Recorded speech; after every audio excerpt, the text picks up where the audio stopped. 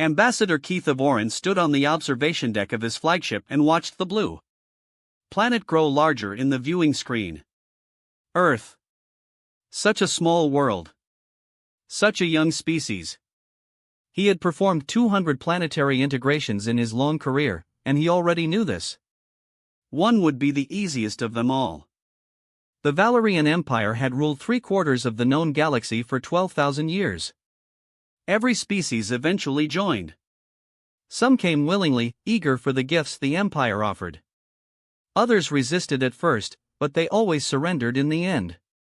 The Empire had perfected the art of absorption over millennia. They knew exactly what every species wanted, and they knew how to offer it in ways that seemed generous rather than threatening. Humans had achieved faster than light travel only 60 years ago. They were practically infants by galactic standards. Keith of Oran had read the intelligence reports with mild amusement. Humans had fought 2 massive wars among themselves in the previous century. They had nearly destroyed their own planet with pollution. They argued constantly about politics, religion, and economics. By every measure, they were a chaotic and primitive species desperately in need of guidance. The integration fleet entered orbit around Earth with tremendous fanfare. 300 warships arranged themselves in a perfect geometric pattern that could be seen from the planet's surface. It was a display designed to impress and intimidate in equal measure. The message was clear. The Empire was powerful beyond imagination, but it came in peace. Kara Varen transmitted the standard greeting and requested a meeting with Earth's leaders. The response came within hours. The United Earth Council would be honored to receive the ambassador at their headquarters in Geneva. Everything was proceeding exactly as expected. The ambassador's shuttle descended through Earth's atmosphere and landed on a platform outside a glass and steel building. Kara Varen emerged to find a delegation of humans waiting for him. They were smaller than he expected, soft-looking creatures with no natural armor or weapons. How had such fragile beings survived on a planet with predators, earthquakes, and violent weather? It was almost amusing. A woman stepped forward from the group. She was dark-skinned with gray hair and calm eyes that studied him without fear. Ambassador Kara Varen, I am Secretary General Amara Okonkwo. Welcome to Earth. We are honored by your visit. Her voice was warm and genuine. Kara Varen had met thousands of planetary leaders, and he could usually detect fear or greed within seconds. This woman showed neither. She seemed merely curious, as if he were an interesting guest rather than the representative of an empire that could destroy her world with a single command. The honor is mine, Secretary General, Kara Varen replied with practiced grace. The Valerian Empire has watched humanity's progress with great interest. We believe the time has come to welcome you into the galactic community. She smiled and gestured toward the building. Please, come inside. We are eager to hear what you have to say. The meeting chamber was large but simply decorated. Human leaders from every nation sat around a curved table, their faces showing a mixture of curiosity and caution. Kath Varen had seen this before. New species were always nervous during first contact. That nervousness usually made them easy to manipulate. He activated his presentation and began the standard integration speech. The empire was vast and ancient. It provided peace, prosperity, and protection to all its member worlds. Species that joined gained access to technology that would advance their civilization by centuries. They gained trading partners across thousands of star systems. They gained security from pirates, natural disasters, and hostile forces. The benefits were beyond calculation. The humans listened politely for 3 hours.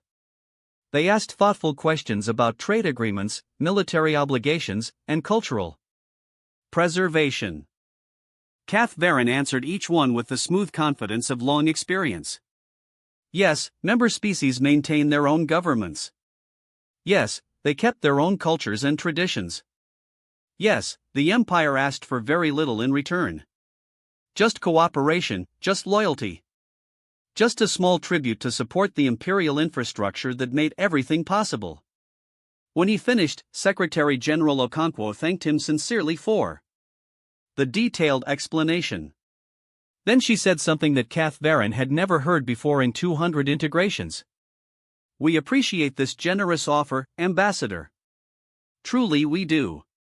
But after careful consideration, the United Earth Council has decided to decline." Kath Varon's translator implant must have malfunctioned. "I apologize, Secretary General. Could you repeat that?" "We decline," she said, still smiling warmly. "We are grateful for the Empire's interest. But humanity prefers to remain independent at this time." The ambassador stared at her for a long moment. This had never happened. Species bargained. Species made counteroffers. Species asked for better terms. But they did not simply say no. "Perhaps there has been a misunderstanding," he said carefully. "Let me explain the economic benefits in greater detail." Over the next several weeks, Kath Varon presented offer after offer with increasing generosity. He offered unlimited access to galactic trade networks that would make every human wealthy beyond their dreams. He offered manufacturing technology that would eliminate poverty on Earth within a decade. He offered medical advances that could double human lifespans and cure diseases that had plagued them for centuries. The humans examined everything carefully. They asked intelligent questions. They expressed genuine appreciation for the Empire's generosity. And then they politely declined each and every offer. Kath Varon switched tactics. The experts' reports indicated that humans had a long history of warfare. Surely they understood the value of security. He offered the full protection of the Imperial Navy. 10,000 warships that would defend Earth from any threat in the galaxy. No pirate would dare approach human space. No hostile species would ever threaten their colonies. Humanity would be safe forever under the Empire's shield. Secretary General Okonkwo listened to the entire presentation. He asked about command structures, response times, and the Empire's history of military interventions. Then she thanked him again in decline. "Your military is impressive, Ambassador," she said, "but we prefer to provide for our own defense. With respect, Secretary General, your fleet is tiny compared to potential threats. You have perhaps 300 combat-capable vessels. The Empire has millions." "We understand our limitations," she replied calmly. "But we believe that depending on others for protection creates a dependency that is difficult to escape. We would rather build our own strength slowly than accept strength that belongs to someone else." Kath Varon began to feel something he had not experienced in decades. Frustration. He returned to his ship and filed confused reports with Imperial Command. The humans were not responding to standard integration protocols. They were not being hostile or unreasonable. They were simply refusing to cooperate. Imperial Command responded with new instructions: offer them technology, not just medical advances or manufacturing equipment, but the truly advanced systems that primitive species always craved, artificial intelligence that could solve any problem. Clean energy that would last forever, computing power that would advance human science by 500 years in a single generation. Kath Varon presented this offer with renewed confidence. No species had ever refused technological uplift. The desire to advance, to grow, to become more than they were, was universal among intelligent beings. Humans would not be different, but they were different. The human scientists who examined the offered technology were clearly impressed. They asked endless questions about how the systems worked, what principles they operated on, what limitations they had. They spent weeks studying everything with obvious fascination. And then they gave the same answer as before. "We are grateful for this opportunity," Secretary General Okonkwo said. "But we believe that technology gained too quickly is technology that is not truly understood. We prefer to develop our own capabilities at our own pace." Kath Varon requested a private meeting with the Secretary General. He needed to understand what was happening. No species behaved this way. There had to be something she wanted, some hidden desire he had failed to identify. Every being had a price. Every civilization had a weakness. He just needed to find humanity's.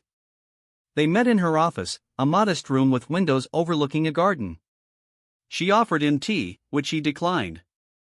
And then sat across from him with the same patient calm she had shown from the beginning.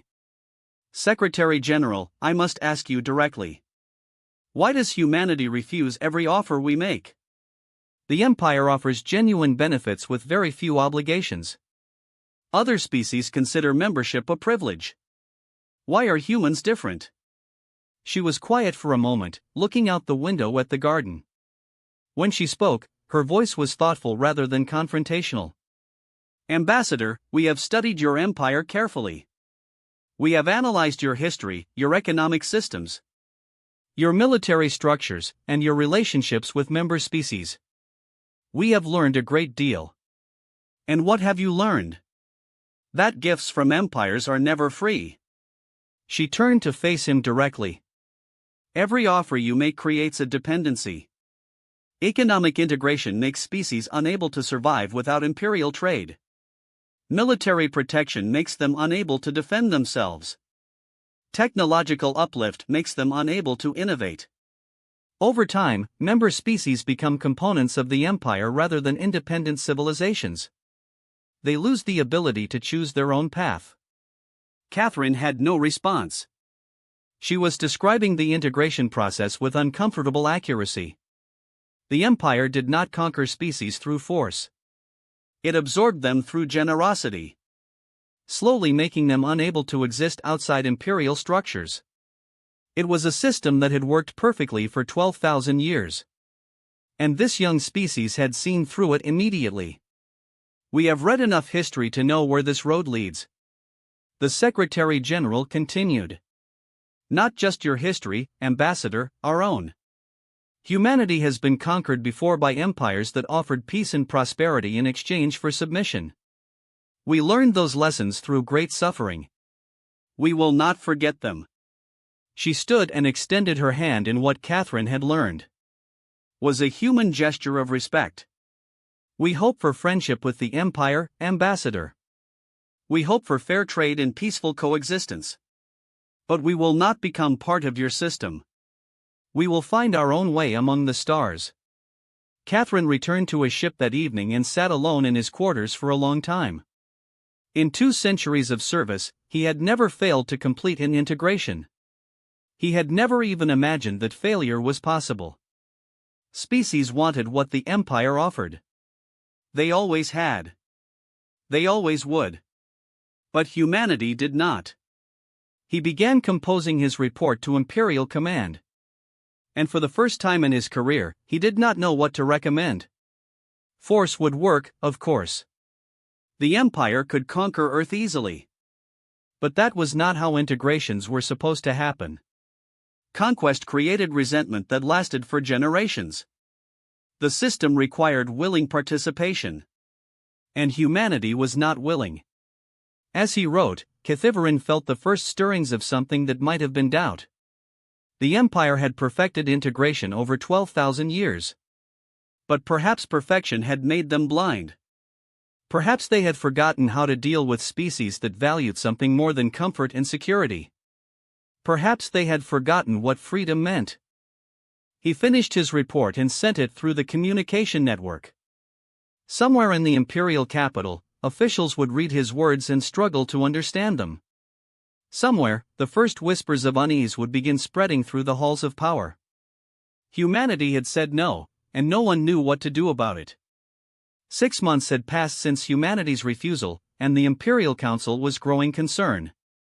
Not because Earth posed any military threat, a single sector fleet could reduce the planet to ash within hours. The concern was something far more dangerous than weapons or armies. The concern was gossip. High Executor Morvan stood before the council and delivered his report with visible discomfort. The situation has become politically complicated. Word of humanity's refusal has spread throughout the empire. Subject species are discussing it openly. A junior race said no to integration and nothing happened. The implications are troubling. Emperor Valadros sat on his throne, listening with ancient eyes that had seen civilizations rise and fall. He was old even by Valerian standards, having ruled for 300 years. In all that time, no species had successfully resisted integration. The system was designed to be irresistible. What do our analysts recommend? The emperor asked. Pressure, Morvan replied. Not military force, but economic and political pressure? We make independence uncomfortable. We show humanity that cooperation with the empire is the only path to prosperity. The emperor nodded slowly. It was the obvious approach. Species that refused generosity often responded to difficulty. The empire had many ways to make life hard for those who chose isolation. Over the following months, things began going wrong for humanity. Trade routes near Sol's system became unstable. Ships carrying human goods encountered unexpected delays and inspections. Galactic markets that had been open to Earth suddenly imposed tariffs and restrictions. Pirates began appearing in human space, attacking merchant vessels and disappearing before patrols could respond. The Empire never officially acknowledged any connection to these problems. When human diplomats complained, imperial officials expressed sympathy and promised to investigate. Nothing changed. The message was clear enough for anyone to understand. Cooperation was optional, but isolation had consequences. Ambassador Cathivoran watched from his station in orbit around Earth, expecting the humans to break at any moment. Economic pressure always worked eventually. Species could not survive alone in a galaxy dominated by imperial trade networks. Sooner or later, practical concerns would overcome stubborn pride. But humanity did not break. Instead, they adapted. The human response to economic isolation was swift and surprising. Instead of begging for access to imperial markets, they accelerated their own development. Shipyards expanded in the asteroid belts around Sol. Mining operations spread to every rocky body in the system. Manufacturing facilities appeared on moons and orbital platforms, producing everything from basic goods to advanced technology. Human engineers worked with desperate intensity, reverse engineering every piece of alien technology they had ever acquired. Their FTL drives improved. Their weapons became more sophisticated. Their sensors grew more accurate. They were still centuries behind the Empire in most areas. But the gap was closing faster than anyone had predicted. More troubling was what the humans did next. Instead of retreating into isolation, they began reaching out to other species. Not to the Empire's loyal members, but to the small independent worlds that existed on the fringes of imperial space. Mining colonies, research outposts, refugee settlements. The forgotten corners of the galaxy that the Empire had never bothered to absorb. Human diplomats appeared on these worlds with offers that were strange and unprecedented. They did not ask for tribute or loyalty. They did not demand integration into human systems. They simply proposed trade. Fair exchanges of goods and services between equals. No strings attached, no hidden obligations. It was such a simple idea that most species did not know how to respond. Trade in the Empire was never between equals. Larger species set terms that smaller species accepted. The concept of genuine partnership was almost incomprehensible. But some species were curious enough to try. Small agreements were signed. Human ships began appearing in distant ports, carrying goods and asking for nothing but fair payment. Word spread through underground networks that had existed for millennia. The humans were different. The humans could be trusted. Imperial intelligence reported these developments with growing alarm. Humanity was building something that looked almost like an alternative to the Empire. Not a rival power, exactly. More like a different way of doing things.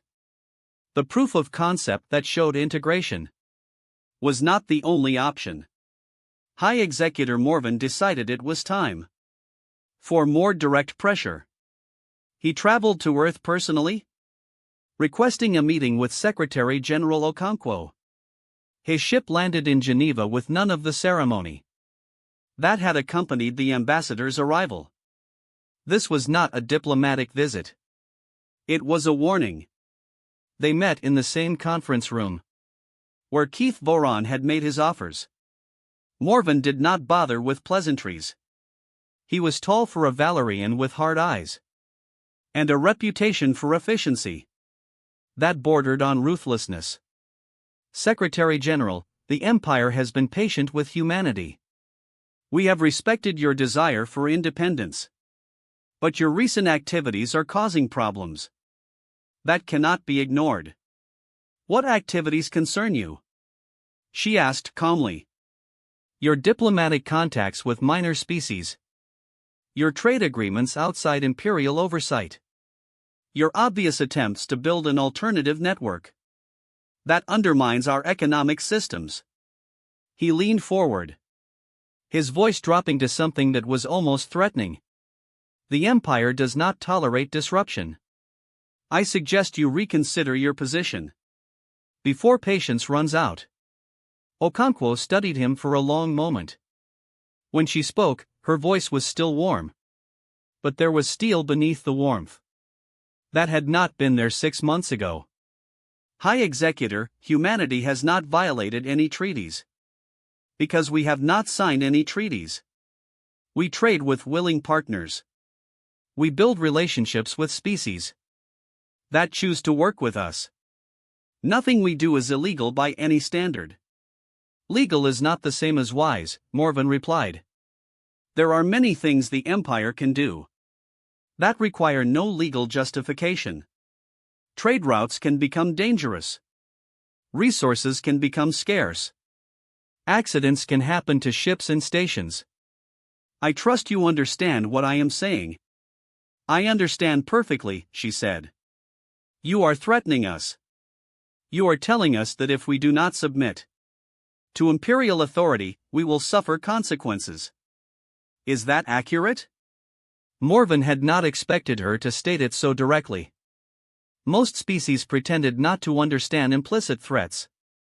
It made everyone more comfortable. But this woman looked at him without flinching, demanding that he acknowledge what he was doing. The Empire prefers cooperation, he said carefully. But we are prepared to protect our interests. So are we. She stood up, signaling that the meeting was over. High Executor, humanity has survived ice ages, plagues, and wars that killed hundreds of millions. We have pulled ourselves back from the edge of extinction more times than you can imagine. Your threats do not frighten us. They only confirm that we were right to refuse your offers. She walked to the window and looked out at the city. We know we cannot defeat the Empire in open war. We are not foolish enough to believe otherwise. But we also know that empires are not as strong as they appear. They have weaknesses that smaller powers can exploit. They have subjects who remember what freedom felt like. They have cracks that grow wider under pressure. She turned back to face him. Go back to your emperor, High Executor. Tell him that humanity will not be intimidated. Tell him that every threat he makes will be answered with greater determination. And tell him that if he chooses war, the galaxy will be watching. Every species that has ever dreamed of independence will see what happens, and they will remember. Morvan left Earth that day with a feeling he had not experienced in decades. Fear, not of humanity's military power, which was still insignificant compared to the Empire. He feared something else entirely. He feared what humanity represented. For 12,000 years, the Empire had maintained control through a simple system. Resistance was futile, so species did not resist. Integration was inevitable, so species did not struggle against it. The system worked because everyone believed it worked. Faith in imperial power kept the peace far more effectively than actual force. But humanity did not believe. They looked at the empire and saw something that could be challenged. They looked at integration and saw something that could be refused. They looked at inevitability and saw opportunity instead of fate. If other species started believing the same thing, the entire system would collapse. The empire could not actually control every world with military force. There were too many planets, too many species, too many potential rebellions. Control depended on obedience, and obedience depended on the belief that nothing else was possible. Humanity was proving that something else was possible. Morven returned to the imperial capital and delivered his report in person. Emperor Valadros listened without interruption, his ancient face showing nothing. When the high executor finished, the throne room was silent for a long time.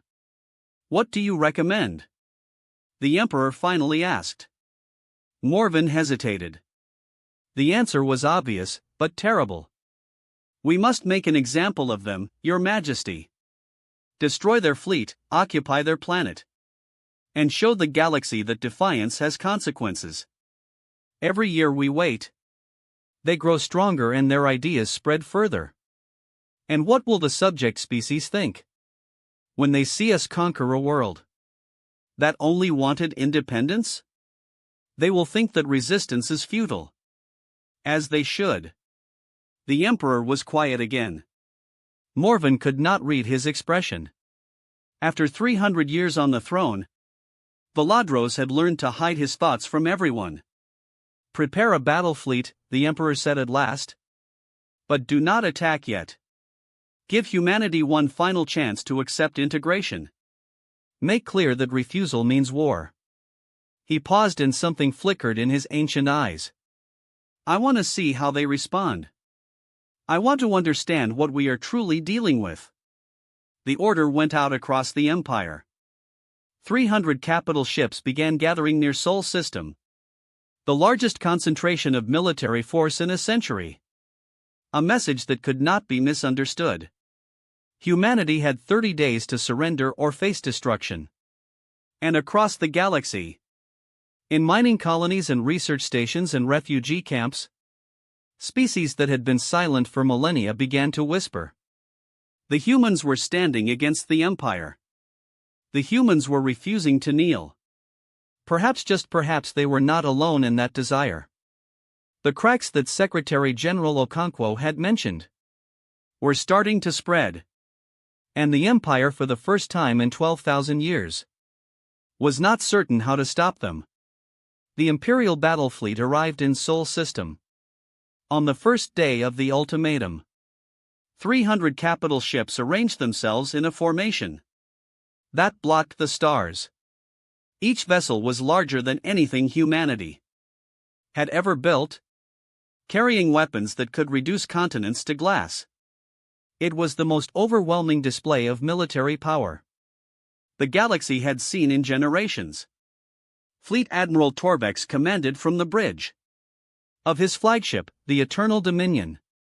He was a veteran of countless engagements, having crushed rebellions and pirate fleets across half the galaxy. This assignment should have been beneath his rank. Primitive species with a few hundred small ships posed no real military challenge. But the Emperor had insisted on overwhelming force. There would be no doubt about the outcome. Ambassador Kethivoran had been recalled to the fleet to deliver the final ultimatum. He stood beside the Admiral, watching Earth grow larger in the viewing screens. 6 months of failed negotiations had left him exhausted and confused. He still did not understand why humanity refused to accept what every other species embraced. Perhaps they would understand when they saw the fleet that had come to destroy them. The transmission went out across all frequencies. Every human with a communications device could hear the words that would decide their fate. "People of Earth, this is Ambassador Kethivoran of the Valerian Empire. You have been offered friendship and prosperity. You have been offered protection and advancement. You have refused every gift we have given. Now you are offered one final choice. Accept integration into the empire as a protected vassal state, or face the consequences of your defiance. You have 30 days to respond. If you refuse or if you fail to respond, the fleet you see before you will reduce your civilization to ashes. Consider carefully. There will be no further warnings. The transmission ended, and silence fell across Sol system. The fleet waited. The clock began counting down. On Earth, the response was not panic or despair. Secretary General Okonkwo addressed the United Earth Council in an emergency session that lasted 3 days. The debate was fierce but focused. Surrender was discussed and rejected unanimously. Humanity had spent 3 years preparing for this moment. They would not waste those preparations now. The truth was that humanity had never expected the Empire to simply accept their refusal. From the moment they first detected Imperial communications decades ago, human strategists had been planning for this confrontation. Every offer they rejected, every month they bought through diplomacy, had been used to build defenses that the Empire could not imagine. Human shipyards had not been building the large warships that dominated Imperial doctrine. Instead, they had constructed thousands of small, fast vessels designed for a completely different kind of warfare. These ships were cheap to build and easy to crew. Individually, they were insignificant. Together, they formed something that had never been seen in galactic combat. But the ships were only part of the preparation. Across Sol system, hidden in asteroid fields and buried beneath moon surfaces, a network of sensors and weapons platforms had been quietly growing. Human engineers had studied every Imperial battle in recorded history, analyzing tactics, identifying patterns, and designing countermeasures for every scenario. They knew how Imperial fleets fought. They knew their formations, their standard responses, their predictable patterns of aggression. Most importantly, they knew that Imperial commanders had never faced an enemy that fought like humans. Earth's military history was a catalogue of asymmetric warfare. Smaller forces defeating larger ones through mobility, deception, and sheer stubborn endurance. Guerrilla campaigns that exhausted empires. Naval battles decided by unexpected tactics rather than superior firepower. Humans had spent thousands of years fighting each other, and they had learned lessons that the Empire, with its overwhelming advantages, had never needed to consider. There was another element to humanity's preparation that would have disturbed the Empire even more if they had known about it. Over the past 3 years, human diplomats had been busy. Those small trade agreements with minor species had grown into something larger, a network of mutual support that stretched across the fringes of Imperial space. 12 species had secretly pledged to support humanity if war came. They could not offer military assistance. Their fleets were too small and too far away to make a difference in battle. But they could offer something almost as valuable: intelligence, communications, supply routes. 1,000 small advantages that would help humanity survive long enough to make the Empire reconsider. These allies had their own reasons for supporting Earth. They had watched humanity refuse integration and survive. They had seen that the Empire was not actually all-powerful. Perhaps most importantly, they had heard Secretary General Okonkwo's message about freedom and self-determination for species that had lived in the Empire's shadow. For millennia, those words had power beyond measure. Day 29 of the ultimatum arrived. The Imperial fleet had grown bored with waiting. Admiral Torvex expected the humans to surrender at any moment. Every species eventually surrendered when faced with destruction. It was simply how things worked. Then Secretary General Okonkwo broadcast a message that reached every corner of the galaxy. Not just Sol's system, but every world with communications equipment capable of receiving long-range transmissions.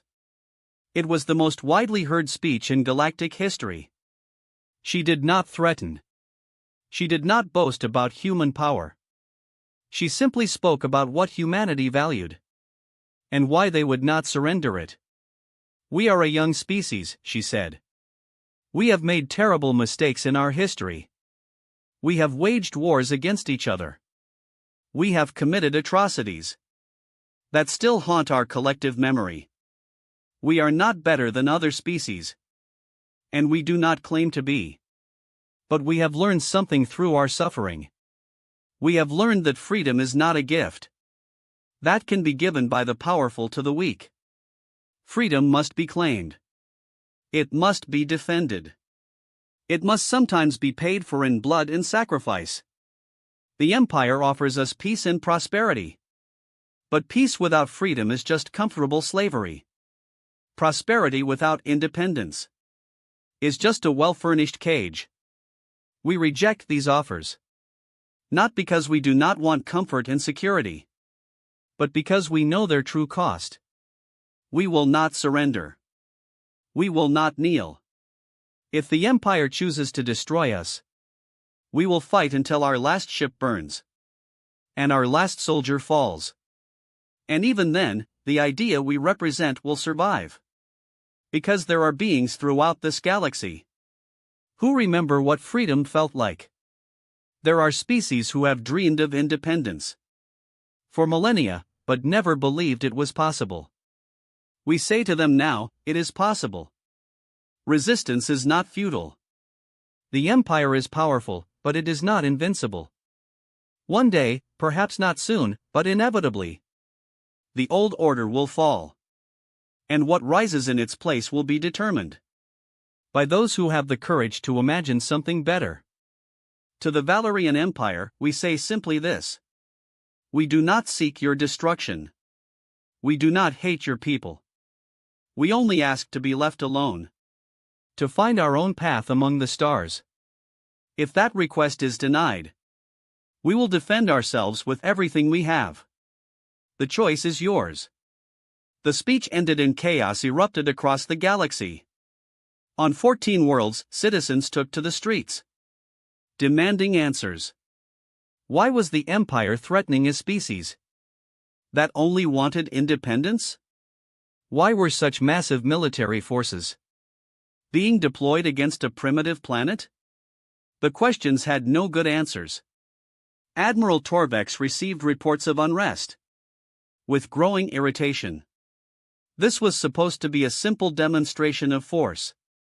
Humanity was supposed to surrender, not inspire rebellion. He gave orders for the fleet to power weapons and prepare for assault. The 30 days were almost over. It was time to end this farce. Then his sensor officer looked up from her console with an expression of absolute shock. "Admiral, we are detecting multiple contacts emerging from the asteroid field." "How many contacts?" 17,000, sir, and counting. Torvex felt his blood run cold. Imperial intelligence had estimated humanity's fleet at 300 vessels at most.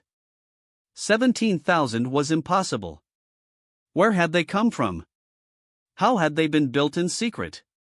The human ships were small, barely larger than fighters by Imperial standards. They emerged from hiding places throughout Sol system, like insects swarming from a disturbed nest. More kept appearing every minute. 18,000, 19,000, 20,000. They did not arrange themselves in traditional battle formations. Instead, they spread across space in shifting patterns that Imperial tactical computers struggled to analyze. They moved with coordination, That suggested a single controlling intelligence, weaving and flowing like schools of fish, responding to predators. Torvex realized with horrible clarity that the humans had been planning this for years. Every diplomatic delay, every rejected offer, every month of negotiations had been used to build this fleet in secret. They had studied imperial tactics and designed a force specifically intended to counter them. Imperial doctrine assumed overwhelming firepower would win any engagement. Human doctrine assumed nothing of the kind. The battle of Seoul was about to begin. And for the first time in 12,000 years, the outcome was not certain. Admiral Torvex gave the order to attack at dawn. By Earth's reckoning, 300 Imperial capital ships advanced in perfect formation, their weapons charged and their crews confident. Despite the unexpected numbers they faced, the Empire had fought outnumbered before. Superior technology and training always compensated for mere quantity. The human fleet responded by doing something no Imperial commander had ever seen. Instead of forming battle lines or defensive positions, the small ships scattered in every direction. They spread across Sol's system like seeds blown by wind, seeming to flee from the advancing warships. Some Imperial officers laughed at the display. The primitives were already running. Then the attacks began. Human ships emerged from unexpected angles, striking at the edges of the Imperial formation.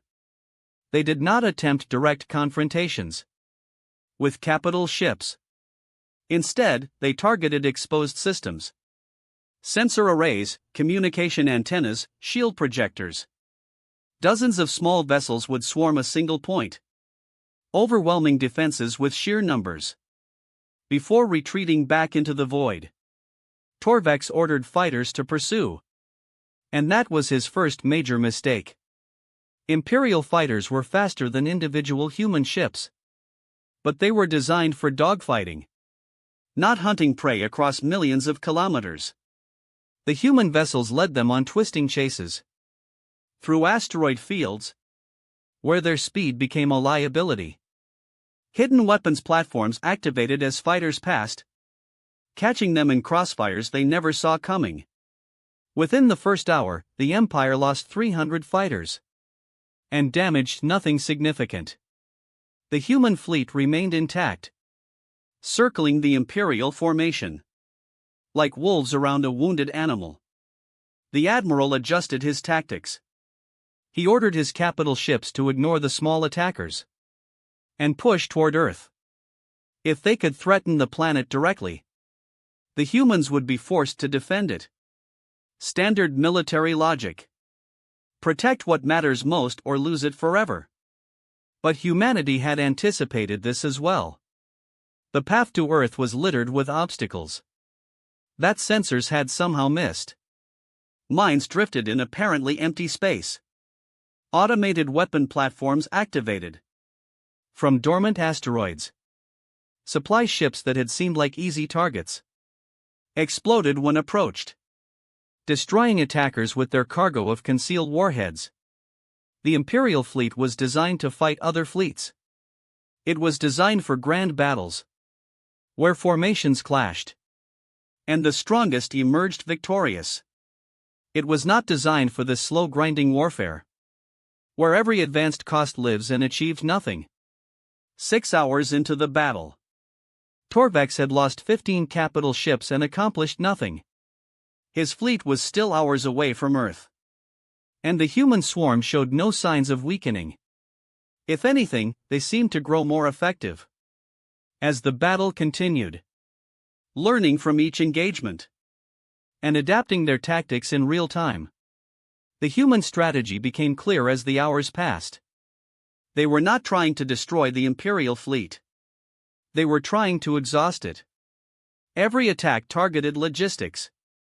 Supply ships were priority targets. Ammunition transports were ambushed before they could reach the front lines.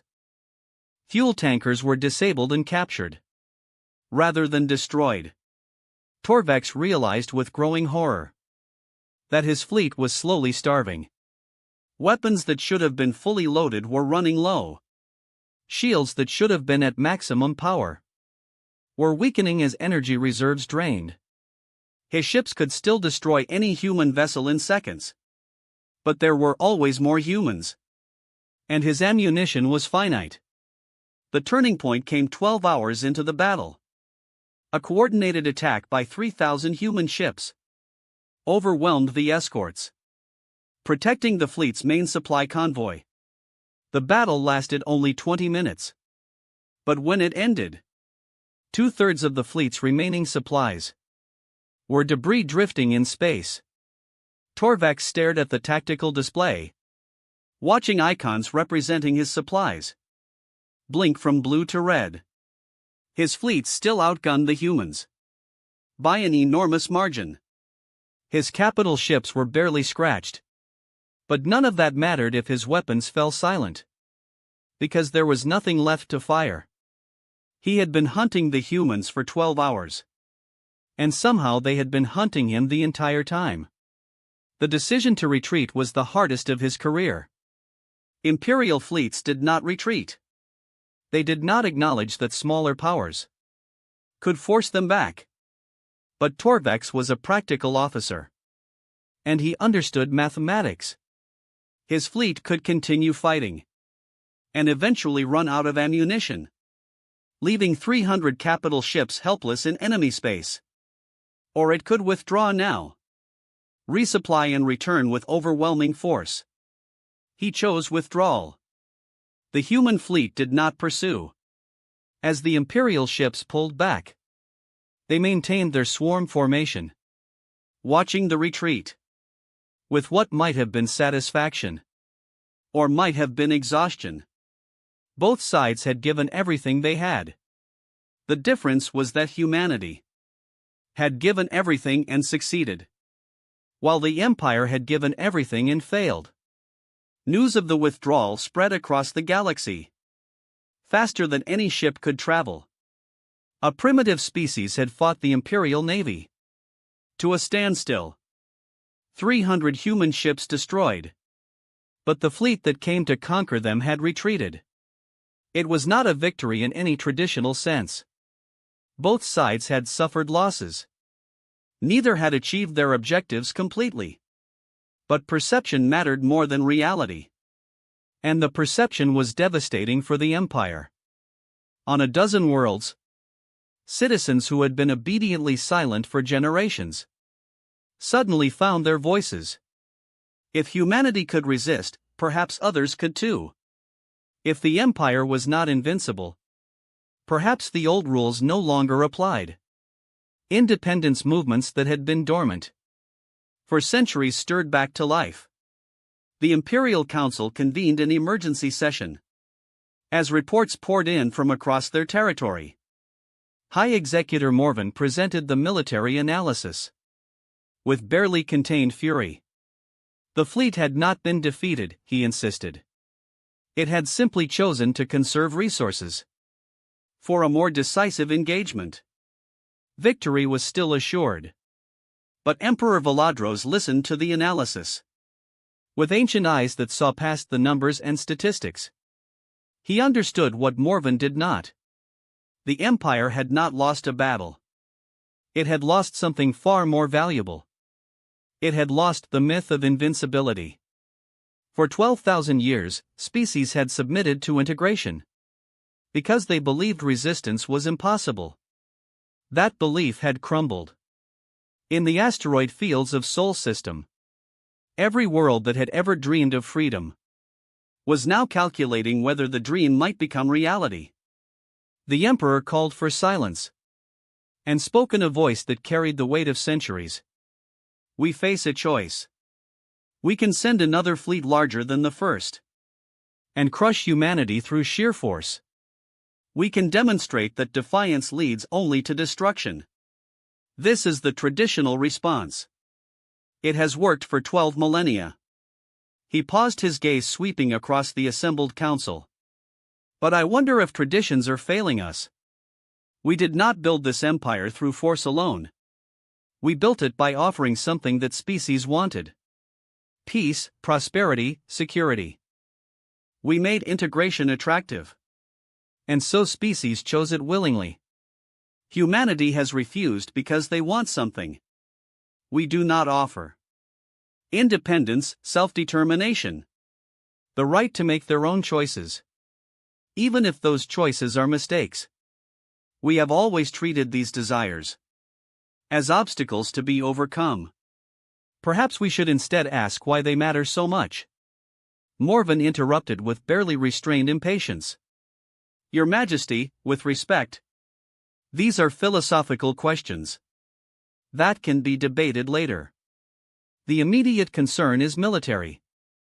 We must respond to this defeat with overwhelming force, or face rebellion across the empire. Must we? The emperor's voice grew cold. I have ruled for 300 years, High Executor. I have seen rebellions crushed and populations subjugated. I have watched species that once had proud cultures become dependent servants. I have maintained order through strength and fear. And now I look at the empire I have built, and I wonder what it will become in another 300 years. He stood from his throne, something he rarely did in formal sessions. I will not send another fleet to Sol System. Not yet. I will not condemn humanity to destruction without understanding them first. Perhaps they have something to teach us about what we have forgotten. The council erupted in protests, but the emperor silenced them with a gesture. His word was law and his decision was final. There would be no immediate retaliation against Earth. In the aftermath of the battle, both sides tended their wounds and considered the future.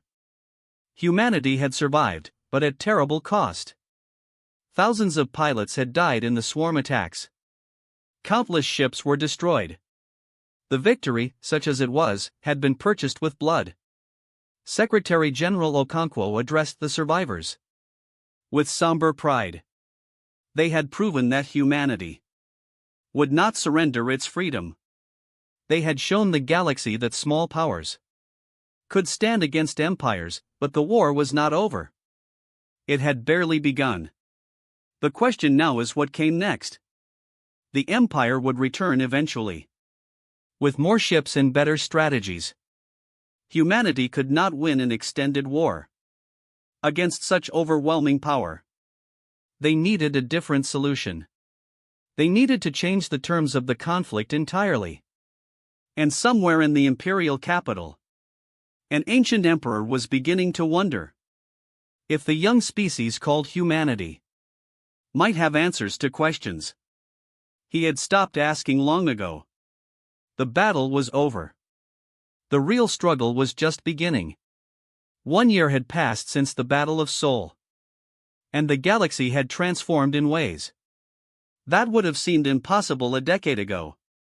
The Valerian Empire still controlled vast territories. Its fleets still patrolled ancient trade routes, and its bureaucracy still administered thousands of worlds. But something fundamental had changed. The certainty was gone. Independence movements had erupted across a dozen sectors. Not armed rebellions, which the empire could have crushed easily, but something more dangerous: peaceful demands for autonomy, economic resistance, cultural revival. Species that had been obedient for millennia were suddenly remembering their own histories, their own traditions, their own dreams. The empire had always maintained control through a combination of benefits and fear. Integration offered prosperity and protection. Resistance offered destruction. Most species found the choice obvious. But humanity had demonstrated a third option. Resistance did not have to mean destruction. The empire could be challenged and survived. Emperor Valadro spent long hours studying reports from across his domain, watching the cracks spread through structures that had seemed eternal. His advisors urged military action. Crushed the rebellions, they said. make examples, restore order through fear. But the emperor had lived for centuries. And he understood something his advisors did not. Fear was a resource that could be exhausted. Every rebellion crushed created martyrs. Every population subjugated created resentment. That lasted for generations. The empire could win 100 small wars and still lose the larger struggle. He made a decision that shocked everyone who knew him. He would travel to Earth personally. Not with a fleet, not with threats. Just a single diplomatic vessel, carrying the ruler of 3/4 of the known galaxy. His advisors thought he had lost his mind. High Executor Morvan threatened to resign. The Imperial Council debated whether the emperor had become mentally unfit for office. But Valadros had ruled for 300 years. Through wars, plagues, and crises. That would have destroyed lesser leaders. He knew what he was doing, even if no one else understood. The emperor's ship arrived in Sol System on a clear morning by Earth's calendar. Human vessels escorted it through the defensive networks that still surrounded the planet. Weapons tracking but not firing. Secretary General Okonkwo met the emperor at the landing platform in Geneva, standing alone without guards or ceremony. They were a strange pair. An ancient ruler whose species had conquered galaxies. A human leader whose civilization had barely reached the stars. They should have had nothing in common. And yet when they looked at each other, there was something like recognition in their eyes. "Welcome to Earth, Your Majesty," Okonkwo said. "I confess we did not expect this visit." "I confess I did not expect to make it," Valadros replied. "A year ago, I was prepared to destroy your world. Now I am here seeking understanding.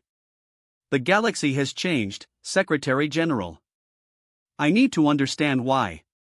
She led him through the city, past buildings that had been damaged in the war and were now being rebuilt, past memorial walls covered with names of those who had died defending humanity's freedom, past parks where children played, unaware that the ruler of the largest empire in history was walking among them. Valadros watched everything with the careful attention of someone who had spent centuries analyzing civilizations. He saw the diversity of human cultures, the way different traditions coexisted in the same spaces. He saw the arguments and debates that seemed to erupt constantly over every decision. He saw the chaos that his advisors had always cited as proof of human inferiority. But he also saw something else. He saw adaptation. He saw creativity. He saw a species that had nearly destroyed itself a dozen times and had somehow always found a way to survive and grow. The chaos was not weakness, it was flexibility. It was the ability to change when circumstances demanded change. The emperor spent 3 days on Earth, visiting cities and villages, speaking with leaders and ordinary citizens. He asked questions that surprised everyone. Not about military capabilities or economic resources, but about history, about philosophy, about what humans believed and why they believed it. On the final day, he met with Secretary General Okonkwo in her office for a private conversation that would change the course of galactic history. "I have ruled the empire for 300 years, he said. In that time, I have absorbed hundreds of species into our system. I have brought peace to worlds that had known only war. I have spread prosperity to civilizations that had known only poverty. I believed I was building something great." He paused, looking out the window at a world that had refused everything he offered. "But I have also watched cultures disappear. I have watched unique species become copies of each other, all following the same patterns, all thinking the same thoughts. The empire does not conquer through force alone. It conquers through homogeneity. We make everything the same. And in doing so, we destroy. What made each species valuable? Okonkwo listened without interrupting. She had learned patience in her years of leadership. The ability to let others reach their own conclusions. Humanity refused integration. Because you understood something we had forgotten. The Emperor continued. Diversity is not chaos. Independence is not disorder. The galaxy does not need a single system that controls everything. It needs many systems that cooperate while remaining distinct. What are you suggesting, Your Majesty? He turned to face her directly. I am suggesting that the Empire, as it currently exists, cannot survive. The cracks are already spreading. In another century, perhaps two, there will be rebellions we cannot suppress. Wars that drain our resources. Collapse that destroys everything we have built. Unless we change, unless we become something different. And I believe humanity can show us how. The negotiations that followed lasted for months. They were difficult and contentious, with moments when everything seemed about to collapse. But slowly, painfully, a new framework emerged. Not conquest or integration. Partnership.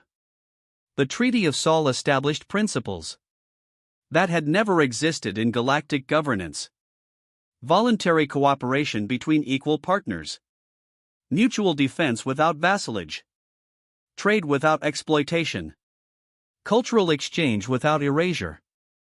It was idealistic and impractical. And probably doomed to fail. But it was also the first time anyone had tried something different. The signing ceremony was held in the same chamber where humanity had rejected every imperial offer. 3 years earlier, representatives from 100 species attended, including the 12 that had secretly supported humanity during the war. They watched as Emperor Valadros and Secretary General Okonkwo signed documents that would reshape civilization.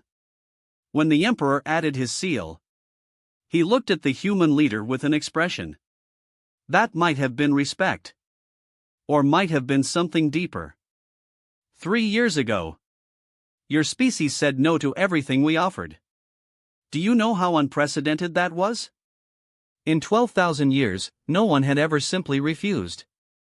We had no protocols for rejection.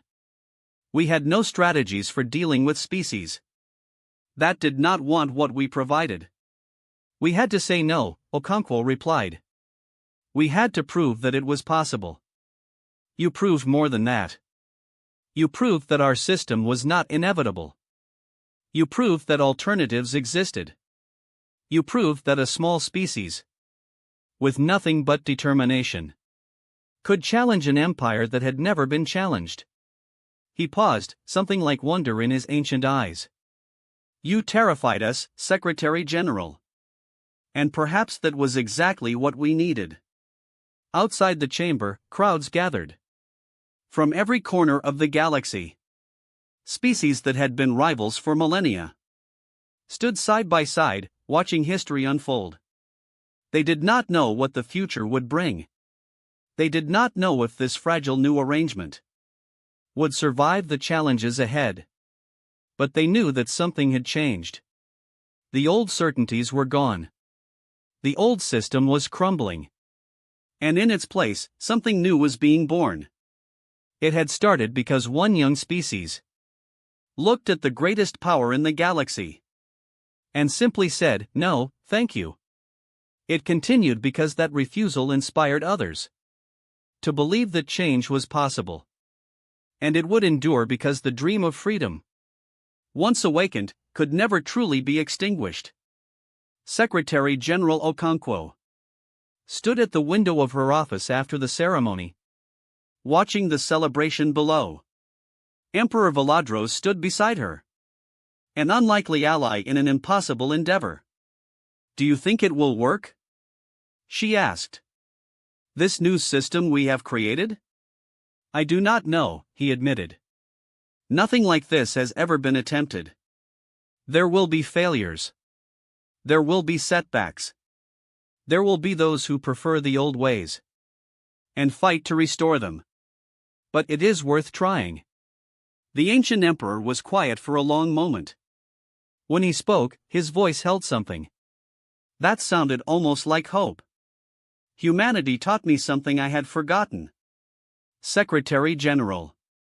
Sometimes the most important thing is not to succeed. Sometimes the most important thing is simply to try. To believe that something better is possible, even when all evidence suggests otherwise. To refuse to accept that the way things are is the way things must always be. He turned to face her. And for just a moment, the weight of centuries seemed to lift from his shoulders. Your species calls it hope. I had forgotten what that felt like. Thank you for reminding me. Outside, the celebration continued late into the night. Ships from 100 worlds filled the sky, their lights mixing with the stars. Somewhere in that vast expanse, the future was waiting to be written. And it had all begun because humanity refused to say yes.